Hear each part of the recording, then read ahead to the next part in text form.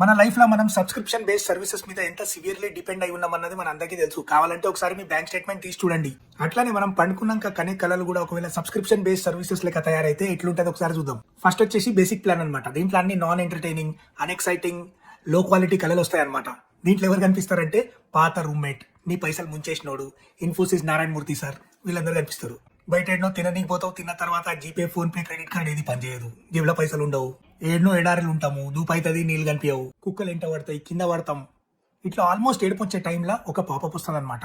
If you want better quality dreams you to upgrade to silver plan అని. ఈ silver plan లా colour బానే ఉంటాయి, కానీ యాడ్స్ వస్తాయి మధ్యలో. ఏదో సామ్రాజ్యంలో తలవార్ తీసుకొని కోట మీద ఎక్కడనో ఎవరితోనో కొట్లాడుతుంటావు, సైన్యాలు వస్తుంటాయి, వాళ్ళందరికీ చంపుతుంటావు, డ్రాగన్ వస్తుంది, డ్రాగన్ ఇట్లా చంపని పోతుంటే మధ్యలో యాడ్ వస్తుంది, డబ్బులు ఊరికే రావని.